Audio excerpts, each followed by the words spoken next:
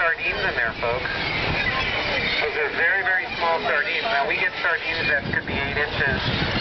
These guys look to be about 3 to 4. And these dolphins are not going to leave this area until this state disperses.